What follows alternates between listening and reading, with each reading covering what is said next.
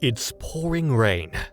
Your car has died on the side of the highway, and it's your friend, the one who hates driving in the rain, who shows up anyway, soaked. Tow rope in one hand, thermos of coffee in the other. You think, what a good friend. But let me ask you something strange. Why did they really come? For you? Or for the way it felt to be the kind of person who comes?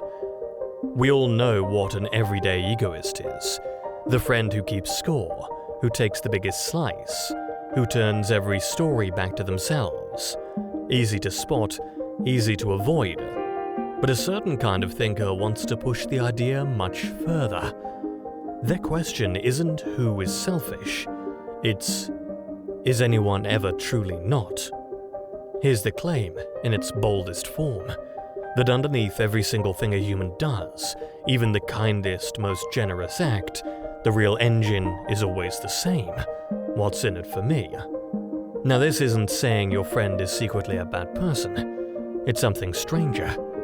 That pure selflessness might not exist at all, anywhere, in anyone, and the case for it is better than it sounds.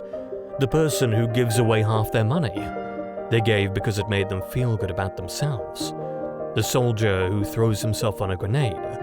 In that last second, he chose the death he could live with over the one he couldn't. Your friend in the rain, the warm glow, the quiet hope you do the same one day. For every kind act, this idea has the same move ready. Find the hidden payoff. And once you start looking, you can find one almost anywhere. But it skips over a question. When it says every act serves the self, what is the self it's talking about? Because about 100 years ago, Sigmund Freud argued you don't have one single self in there at all. A quick warning, this is a model, a way of picturing the mind, not a brain scan. We still don't fully know how any of this really works, but Freud's picture goes like this. You're not one voice, you're a committee, 3 members. The first he called the id. The id just wants. No patience, no rules. It's the toddler in the shop screaming, I want it now. Hungry? Eat. Angry? Smash.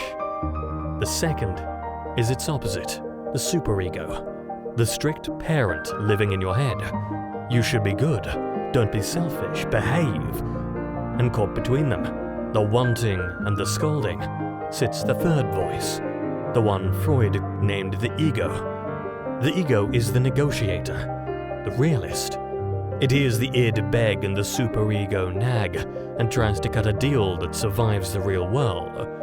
You want the last slice, that's the id. It's your friend's slice, that's the superego. So the ego asks, offer to split it.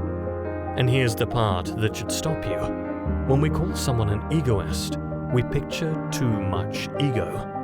But the selfish friend, the scorekeeper, the slice stealer, isn't ruled by the ego at all. They're ruled by the id, raw want, with nothing holding it back. The ego is the part that makes room for other people. It isn't the source of selfishness. It's the thing that figured out you have to live among others. So the word we throw around as an insult is pointing at the wrong suspect. Now back to the big claim, the one that says no kindness is ever really kind. It sounds airtight, but it has 2 cracks. Here's the first. Picture 2 people. One spends his life feeling hungry, the other robs them. If we say both are equally selfish, the saint because it felt good, the thief because it paid, then the world selfish has stopped doing any work. It no longer separates anyone from anyone. And an idea that fits every possible action, no matter what, isn't explaining the world. It's just refusing to be surprised by it. The second crack is deeper. It's about that warm glow. Why does helping your friend feel good in the first place? It feels good because you already cared. If your friend meant nothing to you, truly nothing, then driving into a storm they hate would just be a cold, annoying chore. No glow at all. So the good feeling isn't proof the kindness was fake, it's proof the caring was real. You don't help your friend in order to feel good. You feel good because you wanted to help. The theory quietly swaps those two around and hopes you won't check the order. So, one last look at that highway. The rain, the thermos, your soaked friend grinning at you through the downpour. What actually came to get you? Not one greedy little self. The whole committee. The id that wanted to stay home, dry and warm. The superego whispering a good friend would go. And the ego weighing all of it and deciding you were worth the storm. That's the mistake we keep making. Sorting people into selfish or selfless, one box or the other. But nobody is one box. You're a negotiation, every single day. All three voices, arguing in the dark. So, is your friend an egoist? If you mean ruled by want, blind to you, then no, they came. And if you mean it the way Freud did, the ego, a patient negotiator in the middle, then yes. Because that's the exact part of them that looked out at a storm and decided you mattered more than staying dry.